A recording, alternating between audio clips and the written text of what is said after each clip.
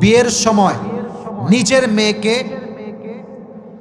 রাগ করবেন না, সেইভাবে উপস্থাপন করবেন as she really look like, সে যেমনটা দেখতে তেমনটা শো করবেন।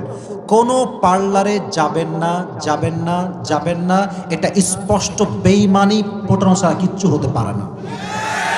আমরা বিয়ের জন্য মেয়ে দেখতে গিয়েছি, আমরা দেখছি মাশাআল্লাহ ইয়ার ইয়ে তো আভি কে আভি জান্নাত সে ভাগ কর আই হ্যায়, কি সুন্দর ফর্সা, কিন্তু এখানে যে আটার খেলা আছে এটা আমরা বুঝেই উঠতে পারি না। ঠিক কিনা বল? না আমার বোনেরা, পেছনে আমার বোনেরা আছেন, প্লিজ এই কাজটা করবেন না। মাথায় রাখবেন, আপনি একজন যুবককে বোঝান যে আপনি দেখতে অনেক সুন্দরী, মেকআপ টেকআপ করে, বাট বাসর রাতে পরে কিন্তু আপনার মুখে পানি মারতেই হবে। অতএব যা আছেন তা শো করেন, দেখবেন যে আপনাকে আগেও ভালোবাসতো, বিয়ের পরেও ভালোবাসবে। ঠিক কিনা বলো যুবক ভাই?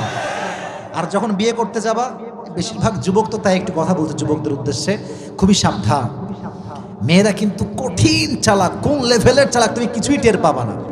তুমি বলবা যে আচ্ছা আপনার কি আগে কোনো মানে প্রেম টেম ছিল, কেউ ভালোবাসতো, আপনি ভালোবাসতেন? না না না না না না না না, আপনি জীবনের প্রথম আমাকে দেখলেন, আরে ইয়ার ইয়ে তো সচ মে হি জান্নাত সে ভাগ কে আই হ্যায়, জান্নাতের হুর ফেল। আমি সব মেয়েকে এক পাল্লায় মাপছি না, পরে খবর নিয়ে দেখবা যেই মেয়ে একটু বেশি সুফি সাজে যে আমার কেউ ছিল না, আমি বড্ড একা, ওর কম করে হলো দাল মে কুছ কালা তো জরুর হ্যায়। সাবধান যুবক ভাইরা, ভালো করে খবর নিবা, কারণ বিয়ে জীবনে একবার আসবে, এটা খুব ভালো করে জাস্টিফাই করে করতে হবে। ঠিক কিনা বলো?